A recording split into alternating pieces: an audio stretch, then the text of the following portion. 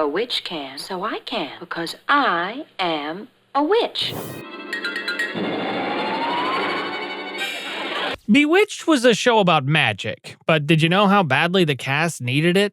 62 years ago, Bewitched made America fall in love with a witch who hid what she was to protect the people she loved. The cast spent the next 3 decades doing exactly the same thing. One of them was dying before the cameras rolled and never told a soul. One spent years cleaning toilets after the industry was done with him. Another lost his son to a terrorist bomb. This is not the story the show told.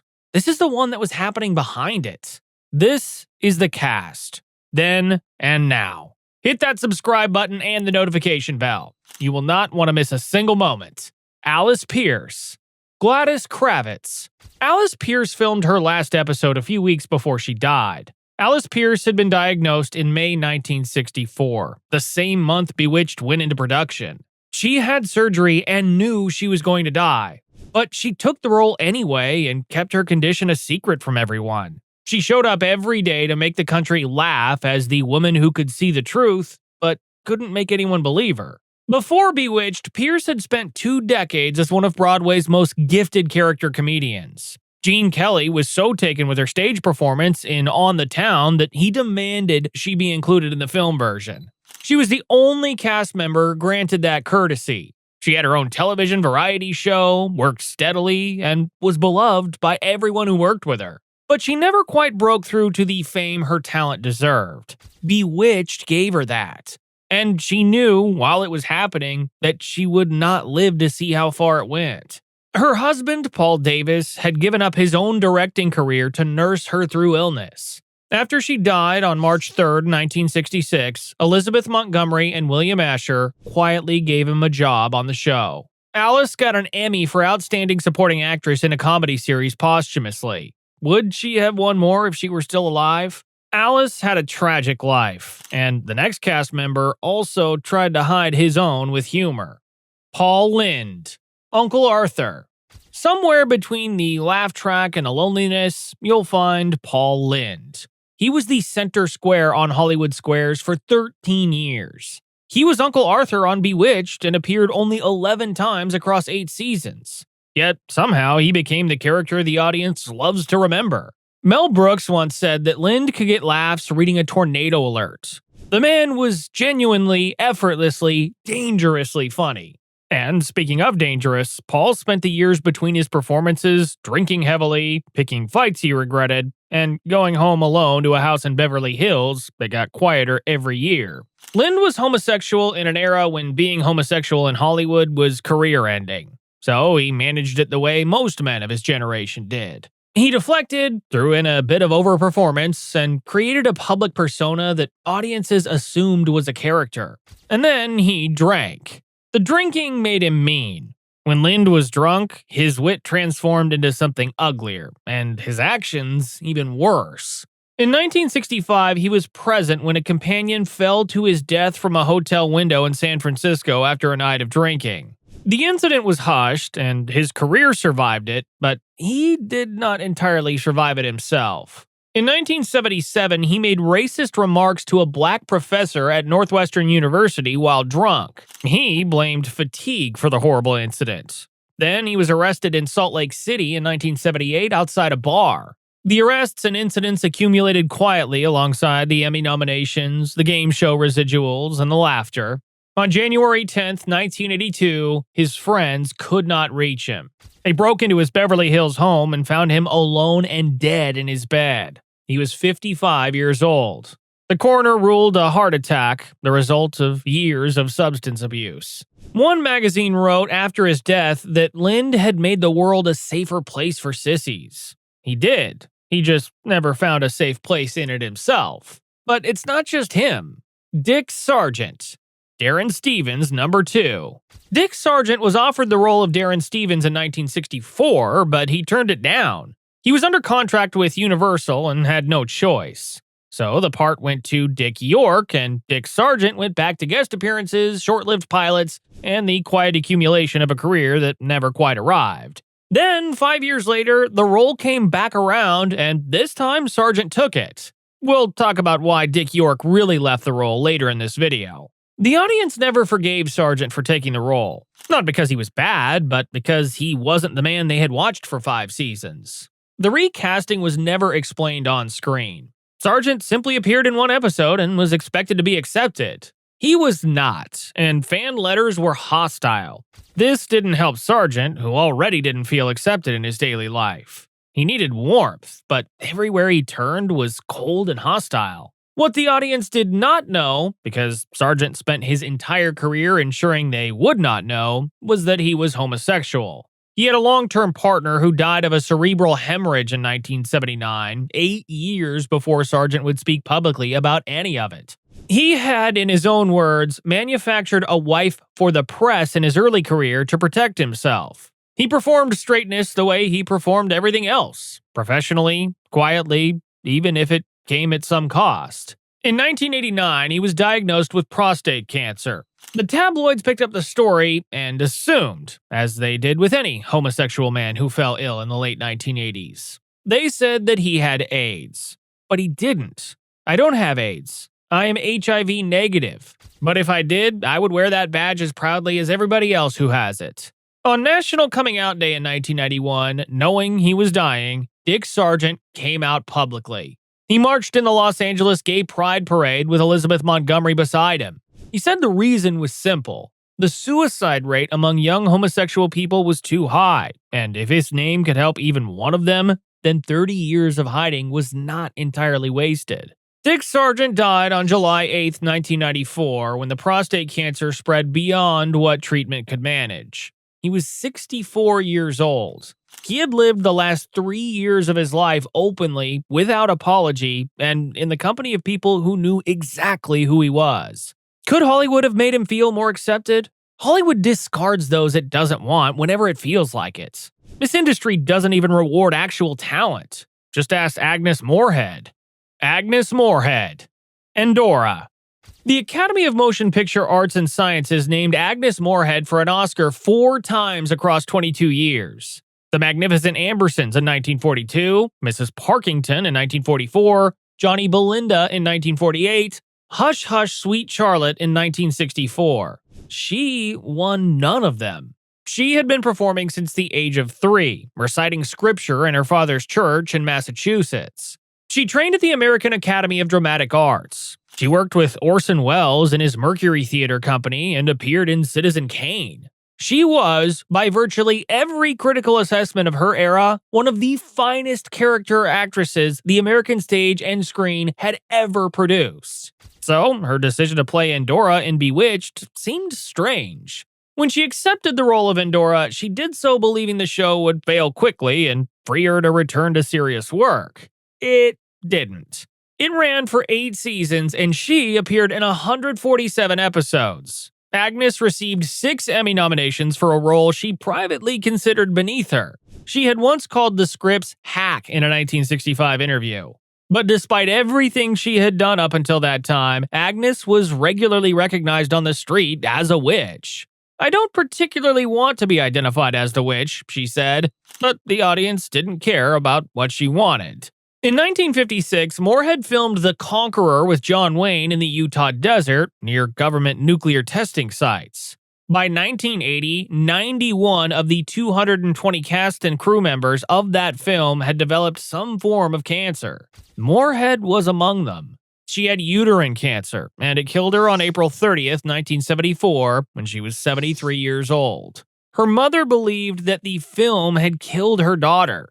The science explaining the death remains disputed, but coincidence is not. And so, her mother was left to mourn the loss of her daughter till she also passed away. This next cast member lived a life on screen that was the opposite of her life off it. Elizabeth Montgomery, Samantha Stevens. She was the daughter of Hollywood royalty. Her father, Robert Montgomery, was a major film star of the 1930s and 40s. But Elizabeth spent her entire career in rebellion against everything her father's name was supposed to mean. She narrated anti-war documentaries. She championed civil rights, women's rights, homosexual rights, AIDS awareness, and animal welfare. She co-marshaled the 1992 homosexual Los Angeles Gay Pride Parade alongside Dick Sargent. She took on the role of a rape survivor in 1974, Lizzie Borden in 1975. Her relationship with her father was a sustained quiet war. He disapproved of her politics, her marriages, and her choices. She surpassed his fame, which he never forgave. Samantha Stevens hid her powers to keep her mortal husband comfortable. Elizabeth Montgomery used every bit of hers to make her father uncomfortable. She was not interested in hiding what she could do. In the spring of 1995, while filming a television movie, she began to feel weak on set. She had abdominal pain and fatigue that she couldn't explain. She kept working. It was the only thing she knew how to do well. It was tied to all her acts of rebellion. What she didn't know was that she had colon cancer. By the time she went to a doctor in March 1995, the cancer had spread to her liver and it was stage 4. 8 weeks later, on May 18, 1995, when she was 62 years old, she died at home in Beverly Hills, surrounded by her children and her husband, Robert Foxworth. Then things got darker. That same day, Alexander Godunov, the ballet dancer who had been her secret affair during her early years with Robert, was found dead in his Los Angeles apartment. But that's not Elizabeth's real story. The 62 years before her death are. Friends, what do you think of this story? We've got more like it. Hit that like button to stay in the loop and also help it reach every Bewitched fan. Let's move on to the next cast member. Marion Lorne, Aunt Clara. On May 19, 1968, at the Emmy Awards ceremony in Los Angeles, the name Marion Lorne was called for Outstanding Supporting Actress in a Comedy Series. She had died 10 days earlier. Marion Lorne was 82 years old when her heart stopped in her Manhattan apartment, just weeks before production was set to begin on Bewitched's 5th season. She had spent 5 decades on stage before television found her and had built her own theater in London with her playwright husband. She arrived at her Bewitched role as the doorknob-collecting Aunt Clara when she was already in her 80s. Her character's powers were failing with age. So, apparently, were hers. The producers of Bewitched decided that Aunt Clara could not be recast, but no explanation was given on screen for the character's disappearance. The character simply ceased to exist as if she had never been there at all. The show moved on. It always moved on. Remember Dick York, the first Darren we mentioned before? We'll talk about him next. Dick York, Darren Stevens' number 1. In 1959, while filming a movie called They Came to Cordura with Gary Cooper, Dick York was operating a handcar on a railway track when a fellow actor grabbed the handle at the wrong moment. York was lifting at the time when he suddenly found himself lifting 180 pounds of unintended weight. The muscles along the right side of his back tore completely. He did not seek treatment and kept working while smoking around 3 packs of cigarettes per day. The injury he ignored became a degenerative spinal condition. By the time Bewitched began filming in 1964, York was already addicted to the painkillers keeping him upright. The production built him a slanted wall to lean against between takes. Scripts were rewritten to keep Darren in bed when York could no longer stand. His spine was slowly compressing. He shrunk from over 6 feet tall to 5 feet 10. In 1969, he had a seizure on set and was hospitalized. The director asked York if he wanted to quit, and York expressed his willingness to do so. Then they replaced him with Dick Sargent, and the show continued for 3 more seasons without a single line of explanation. York spent the next decade on welfare. His wife, Joan, and their 5 children survived on unemployment checks and odd jobs. He cleaned apartments. He took whatever television bit parts he could find. His agent failed to renew his Screen Actors Guild registration, which made the work that did exist harder to access. The industry that had needed him daily for 5 years had no further use for him, and it made that fact very clear. York quit painkillers cold turkey in 1971, moving temporarily into his mother's house so his family would not see the withdrawal. It was brutal. He heard the walls whispering and the television flashing, which sent him into fits, but he got through it. Then he got worse as his cigarette addiction made him have emphysema, a progressive lung disease. By 1989, he was bedridden and living in Rockford, Michigan, relying on an oxygen tank to breathe. From his sick bed, he founded Acting for Life, a private charity raising money and supplies for homeless people across the United States. He ran it entirely by telephone, calling politicians, business owners, celebrities, and anyone who would listen. He raised awareness of the McKinney Act, an underused federal law meant to direct government surplus to people in need. Dick York died on February 20th, 1992. He was 63 years old. He's buried at Plainfield Cemetery in Rockford, Michigan. The industry discarded him, but he found something worth doing anyway. Now, on to the last cast member for this video. David White. Larry Tate. While he was working on Bewitched in the 1960s, David White asked the writers for a small favor. His character, Larry Tate, was an advertising executive. Shallow, sycophantic, obsessed with clients and appearances. White loved his son so much that he wanted the character to have a son too. They named the character Jonathan. David White's first wife, stage actress Mary Welch, had died in 1958 at the age of 35 from complications during her second pregnancy. White raised Jonathan alone, and the boy became an accountant. In December 1988, he boarded Pan Am Flight 103 at London's Heathrow Airport bound for New York. The plane exploded over Lockerbie, Scotland at 31,000 feet. A Libyan intelligence operative had placed a bomb inside an audio cassette player in the cargo hold. All 259 passengers and crew were killed, along with 11 people on the ground. Jonathan White was 33 years old. David White retreated from the world after that. He became a recluse in a modest home in the San Fernando Valley, living with a grief that had no bottom to it. 2 years after Jonathan died, on November 27, 1990, White's heart stopped. He was 74 years old. His ashes are interred at Hollywood Forever Cemetery in Los Angeles. Jonathan's ashes are there with him.